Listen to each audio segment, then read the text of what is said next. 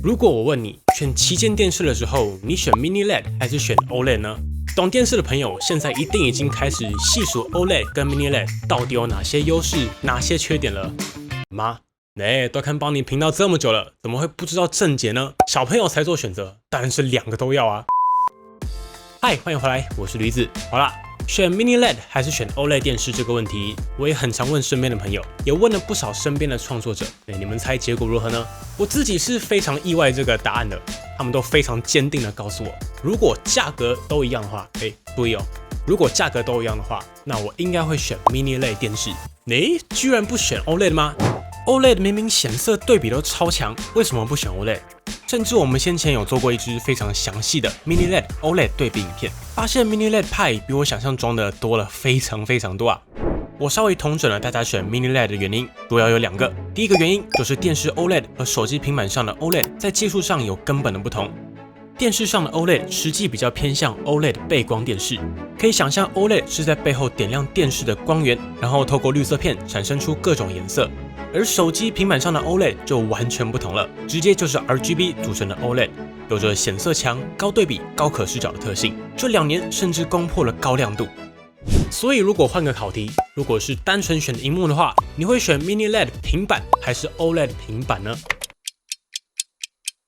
不知道大家的选择如何，但至少我问到的答案大多都变了。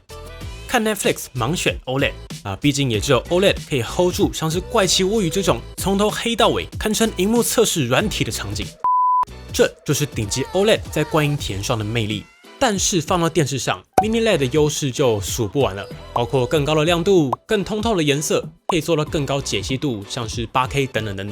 在我分析了大家选 Mini LED 的真实需求之后，得出了关键的2个字，叫做泛用。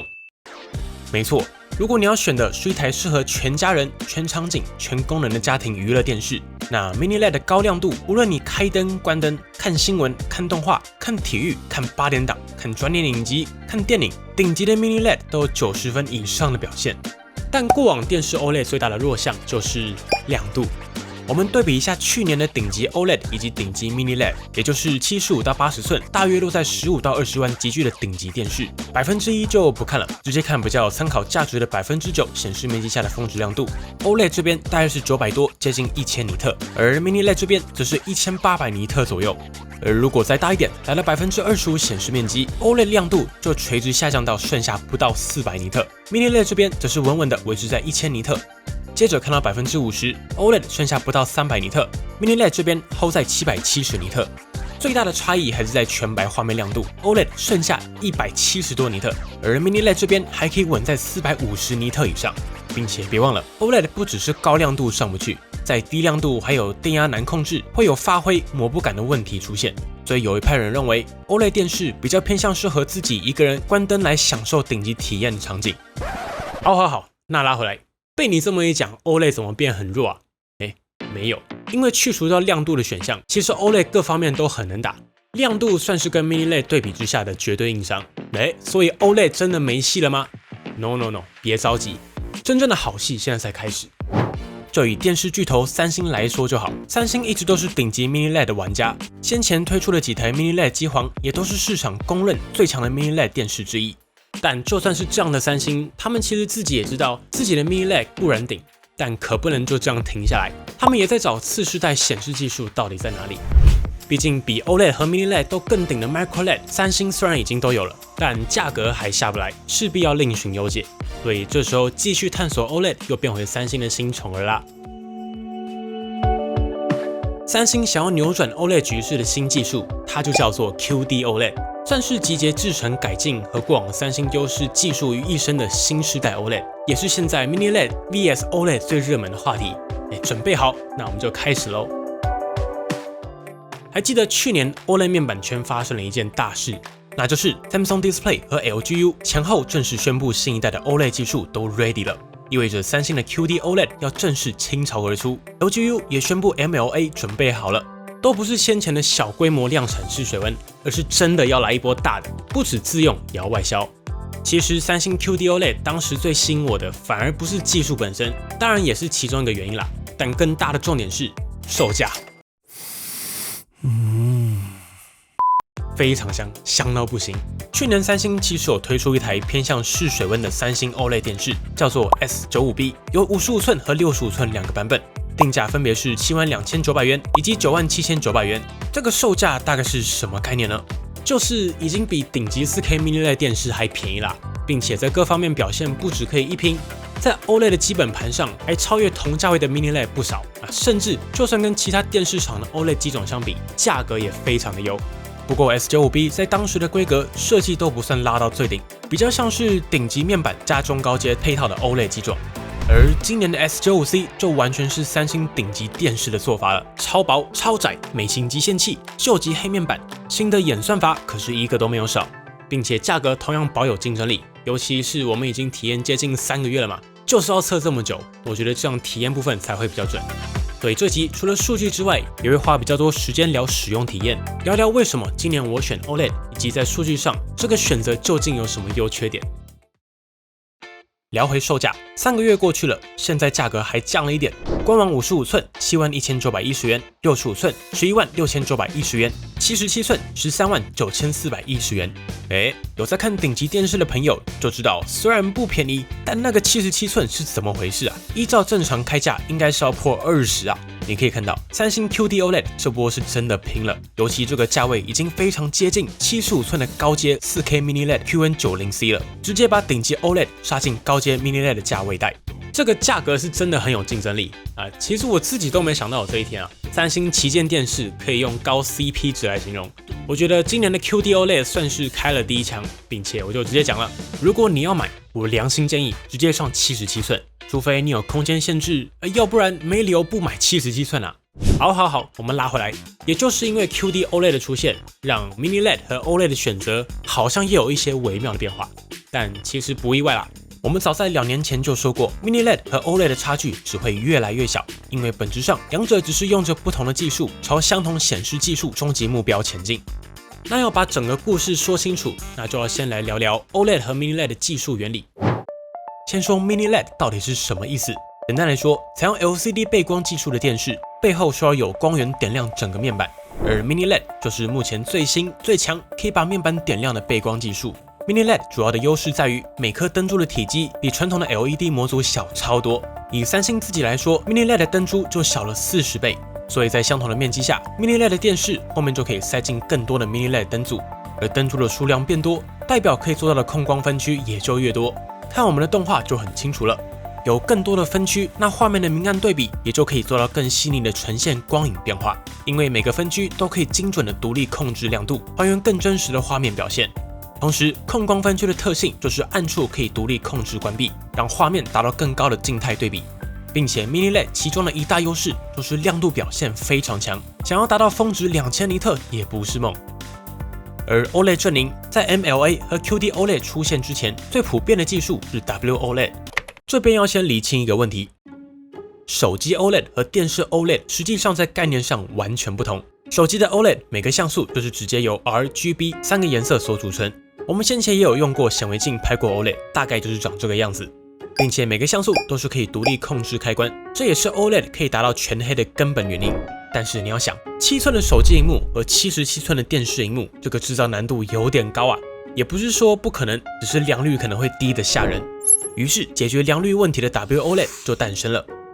你可以想象它是 OLED 背光电视，实际上 OLED 就是背后那个光源，而前面还有一层绿色片去控制显色，这也就解决了 RGB 独立像素在大面板上的良率问题。但是新的问题来了，那就是亮度衰减。我们先前说过 ，Mini LED 的灯珠可能原本有好几万尼特，但是经过面板的层层关卡，像是 QD 涂层、导光层、晕光层之后，真的到前面来破万尼特的 Mini LED 只剩下1000尼特，这个亮度衰减是非常大的。WOLED 也是一样的问题，原本的亮度就不太充裕了，又经过了绿色层，真正显示的时候，亮度已经没剩多少。并且 WOLED 的特性也造成过往 OLED 电视会有高亮度泛白、低亮度发灰的问题。而三星的 QD OLED 的概念其实很简单，就是把背光前面的绿色片换成了 QD， 英文叫做 Quantum Dot， 也就是大家常听到的量子点技术。这个技术也就是三星 QLED、Neo QLED 显色表现强势的原因之一。优点是对亮度的减损较小，同时可以达到更饱满的色彩，在显色上也更加饱满纯净。简单说，透过这个技术就可以同时做到更高的亮度以及更好的显色效果。并且说到 QD， 熟悉量子点技术的朋友就懂了 ，QD OLED 的背光被换成了蓝色 OLED， 所以就跟 QLED 的概念相同 ，QD 涂层只要负责激发红绿波长，蓝色直接透出，也就解决了 WOLED 高亮度泛白的问题。其实泛白在画面呈现上，有些人会觉得是过曝，但后期算法成熟也就好了一点。但整体来说 ，QD OLED 大致上就是解决3个问题：第一，提高亮度；第二，更好的显色；第三，就是把第一和第二合在一起，解决高亮度下的显色问题。也算是2023这个节点一个小小的分号，集大成的感觉。但数据，赶快用数据告诉我到底好了多少啊？三星 QD OLED 的表现究竟如何呢？我们直接进到实测，首先看亮度。我左边就直接对比三星自家 Mini LED 顶级机皇中的顶级机皇 Neo QLED 8K QN 900B 啊，拍谁？今年没有测 900C， 但 900B 依旧超顶，对比还是很有意义。直接看9%的峰值 ，S95C 依旧坚挺的守在突破1360尼特的表现，25%显示面积下也还有着突破700尼特的表现，50%面积下还有400尼特，全白画面大约落在262尼特，也就是至少室内开灯也很够用的程度了。可以看，我们现在其实在摄影棚开着棚灯 ，S95C 的亮度表现也还是可以应付的，毕竟可是77寸的260尼特啊。不过如果你要跟 Mini LED 400-500尼特相比，这段差距还是存在。但至少相较起过往只有100多尼特的 OLED 电视，260尼特代表家里客厅灯比较亮的朋友，现在终于可以把家里的电灯打开，安心收看了。并且 S95C 同样也有做救急黑面板，所以可以非常大程度的降低外部光源反射的影响。三星这个抗反射涂层是真的有料，也是很多人选它的原因之一。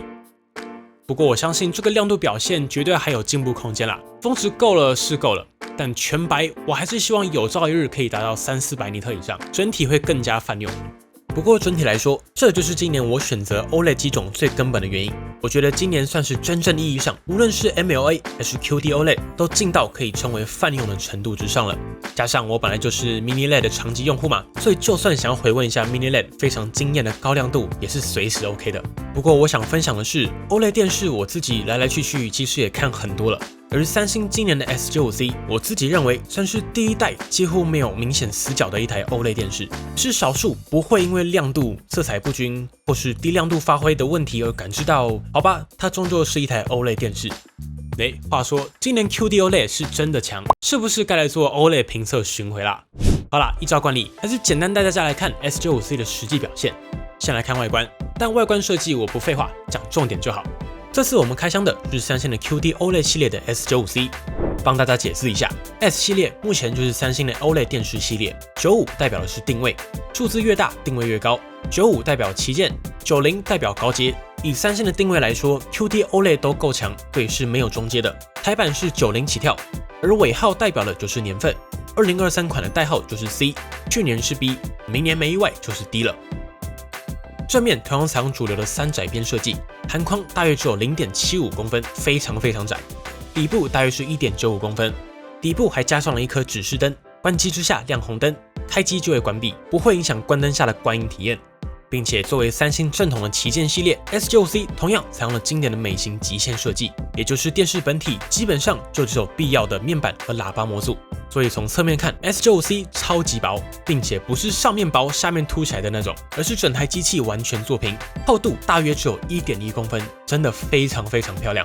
而美型设计的重点就是接线完全分离，只有一条线连接到电视，其他的线材都连接到这个美型集线器就 OK， 所以整个画面就非常干净，不会有过往垂好几条线在下面的感觉。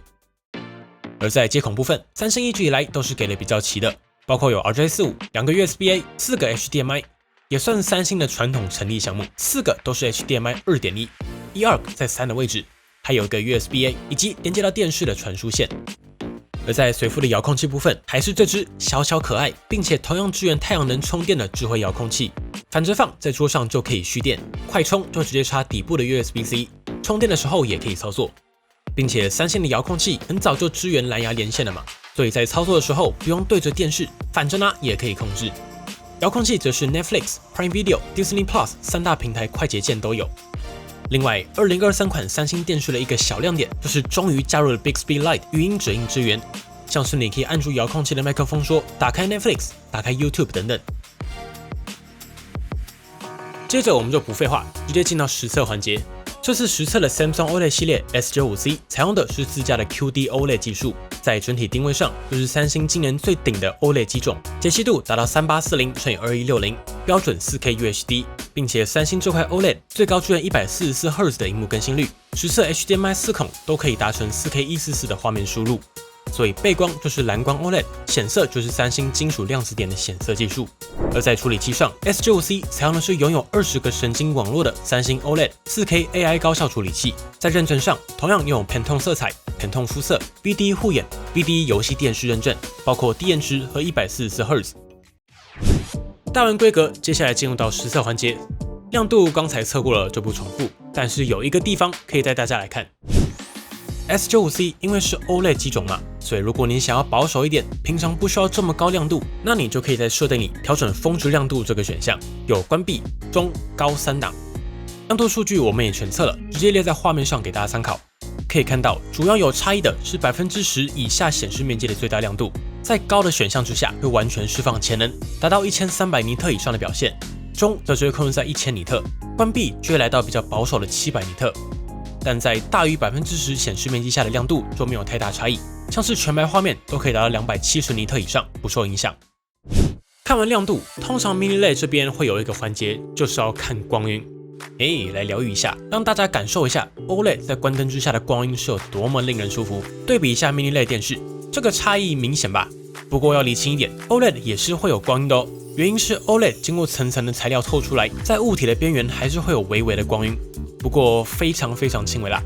如果说比光晕的话 ，OLED 现阶段还是全面碾压 Mini LED 的程度，并且我们也测了一下全灰画面和灰阶 ，S95C 的控制依旧有点料啊。而在显色表现上 ，S95C 同样提供了三星近期都会给的5种显示模式，我们也不偷懒，5种都帮大家把结果测出来了。可以看到，在预设模式之下，三星还是那个三星，所有模式都朝向讨好眼睛调教。以动态模式来说 ，S95C 可以达到100%的 sRGB、87%的 NTSC、89%的 Adobe RGB 以及97%的 DCI-P3。这个表现是比 Mini LED 的平均色域覆盖值又离完美略高了一小圈。不过在动态模式下，预设的 CCT 同样是非常冷白，突破12000K。但我还是那句话，这个模式就是经典的讨好眼球，也有很多朋友就是喜欢这种冷白加上鲜艳色彩的显色，因为饱和好看嘛。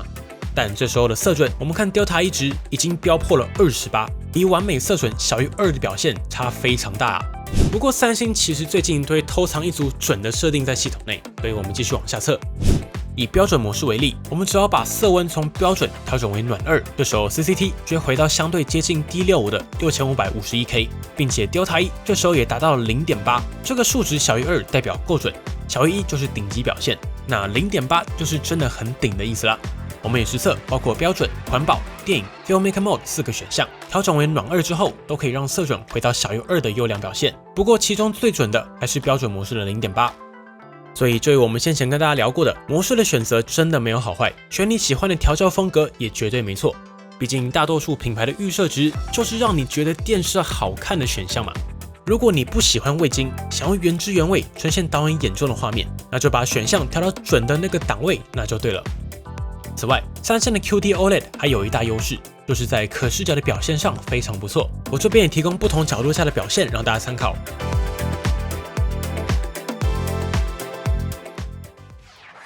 另外，作为 OLED 机种，三星也有提供面板维护的选项。第一个是图源移动，大家比较熟悉的说法叫做像素位移。你看我打开之后，整个画面会稍微往右、往上偏移，那过一阵子它可能就会变成往左下偏移。稍微让显示的位置改变，就可以避免同一个位置长期显示的色衰问题。其实 OLED 电视刚才说过了，是用 OLED 背光，所以相较起烙印，其实更偏向色衰。另外，三星也有提供降低标示亮度，像你可能平常都只看某一台，那个 logo 的位置也比较不会长期损耗。最后是像素重新整理功能，也就是让机器会自己重整 OLED 的像素，让之后整体的显示表现更加平均。另外有一个是关不掉的，就是系统会判断，如果你停在一个画面过久，它就会自己切换成萤幕保护程式，而它还算蛮聪明的。如果你有在播影片，它就不会跳出来，所以应该是有判断画面上的内容，而不只是判断你手有没有按遥控器。而在 HDR 部分 ，S95C 同样是三星标准规格，提供 HLG、HDR10、HDR10 Plus Adaptive 以及 HDR10 Plus Gaming 4种格式。毕竟三星还是 HDR10 开放标准的主要玩家。我们也实测，在 YouTube 当中可以成功点灯 HDR，Netflix 同样有 HDR， 并且可以透过内建喇叭点灯 Dolby Atmos，Disney Plus 可以点灯 HDR 以及 Dolby Atmos。Prime Video 则可以点灯 HDR10 Plus， 也有 Dolby Atmos。同时 ，S95C 也支援动态补偿，官方称为画面清晰。同样放一段测试画面让大家参考。S95C 这台的动态模糊算法表现 OK， 那在游戏上就不多说，毕竟 OLED 有这个超低延迟、专为游戏而生的特性，跟 Mini LED 相比的话，那 OLED 还是强上不少。快速移动光晕在 OLED 表现上还是稳稳的。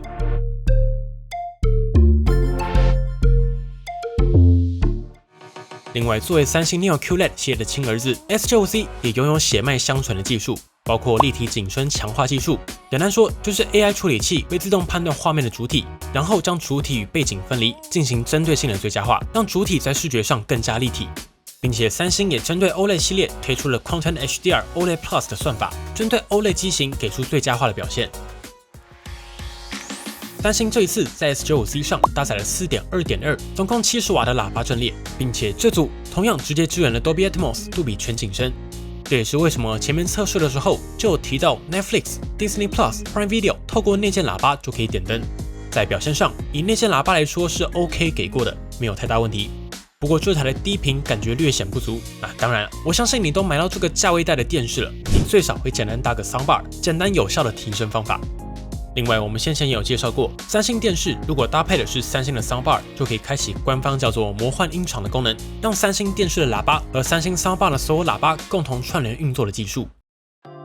最后来看智慧功能，今年的 S95C 同样采用三星自家的 Tizen 作业系统，整体的操作体验还是一贯的流畅，开机够顺，快速切换 App 也没问题。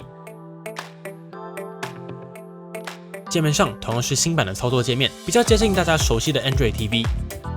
而在智慧功能上 ，S95C 就是该有的全部都有。手机连接上 ，Android 这边可以使用 Chromecast 进行投放，像是 YouTube、Netflix 都可以直接按下 Chromecast 投放按钮，直接投到电视上。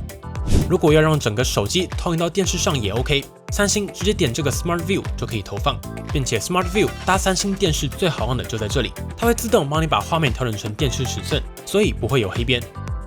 你也可以直接打开 Multi View 这个功能，就可以左边继续看你的电视，右边就是投放手机的画面。而在 iOS 这边，三星电视直接内建了 AirPlay 2， 所以苹果 iPhone、iPad、Mac 都可以直接无线投放。另外 Windows 笔电也可以透过电视上的 Workspace 这个 App， 照着设定就可以无线投放电脑画面到电视上。支援 Samsung DeX 的装置也可以直接开启无线 DeX， 让手机变成电脑。而在电脑和游戏机的连接体验上 ，S95C 支援 FreeSync Premium Pro、HDR10 Plus Gaming、HGIG 以及 ALLM。先来测 Windows， 实测4个 HDMI 孔位都可以成功开启 4K 144Hz 以及触发 VRR 可变更新率。我们也实测了游戏机的支援状况 ，PS5 的支援非常单纯，主要就是看是不是可以支援 4K 120Hz、VRR 以及 ALLM， 这边实测3个都有过关。接着看比较复杂的 Xbox Series X。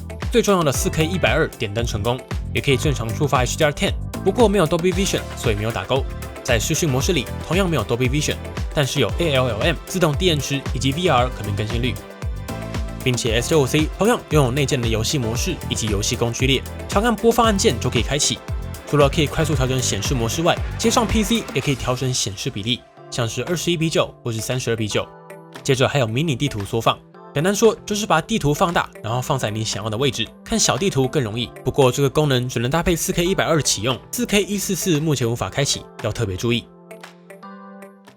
节目来到了尾声，整体来说，就如同我前面提到的，今年的 S95C 我觉得算是真正意义上 OLED 也可以进到泛用程度的第一代三星 OLED， 甚至在保持 OLED 所有优势的前提之下，把亮度和 WOLED 过往的痛点一次解决。不过话说回来，如果回到主题，今年的 OLED 电视和 Mini LED 电视到底怎么选？我觉得从3大指标来判断：第一，谁要看，哪里看；第二，看什么；第三，关键差异去判断。一，如果就你自己要看，那无论是 Mini LED 或是 OLED 都可以。但如果是全家人的电视，那 Mini LED 再怎么样也有个400-500尼特的全萤幕亮度。对于有窗户的客厅，有小朋友跑来跑去，有阳台这种复杂又有多人要一起看的场景，那 Mini LED 我觉得还是相对泛用。而如果你平常看电视就是要顶级享受，大家在客厅看电视习惯拉窗帘，甚至有些朋友一定是关灯爆米花，仪式感拉满，这种用户就不用想 ，OLED 在那里等你了。2. 看什么？如果是看新闻、电视节目、动画，两者几乎是拉不出差异的。但如果是影集和电影，那就会有各自的优势了。Mini LED 非常擅长日景、复杂动画的梦幻感，顶级机种的显色一次都回不去。并且在低亮度上，虽然没有 OLED 对比高，但不会有发灰的问题，显示会更自然。而 OLED 这边就是可以享受极高对比以及非常纯粹的显色。若是以 S95C 这台来说，色彩也非常的纯净通透，可以说是看一次就回不去。但相对的，全萤幕亮度还是不及 Mini LED。开灯看日景，我觉得 Mini LED 会稍微占优。会拉窗帘的话，那就没有差异。第3，两者的关键差异，我觉得还是落在耐用性上。Mini LED 技术就是相对成熟的 LCD 背光电视虽然说耐用跟妥善率也有关，但如果论正常情况下的寿命 ，Mini LED 还是更加耐用。而 OLED 则是因为显示的时间而慢慢会有色衰的问题出现。另外，大家关心的蓝色 OLED 的色衰问题，其实受益于新的制程和基材，寿命都已经有大幅提升。看先前的测试数据也倒是还好就是了。整体来说，本集主要就是深度聊聊这几个月的体验想法，提供给大家我自己的 Mini LED 和 OLED 长期使用心得，也分享一些我自己在选择时思考的问题，以及到最后入手时的实测结果。我觉得今年三星 OLED 让我印象最深的，还是进到泛用程度以及价格真的是开得不错。大家有什么想法呢？ OLED、Mini LED 你会怎么选？底下留言一起讨论吧。如果喜欢本期的节目，不要忘记订阅邦尼，并且打开小铃铛，及时收到我们最新的评测通知。当然，你也可以在 Facebook 邦尼 AI 小助理、Instagram 以及 Line@ 找到我们。如果还有其他问题，别忘了底下留言。那我们就下期影片再见喽。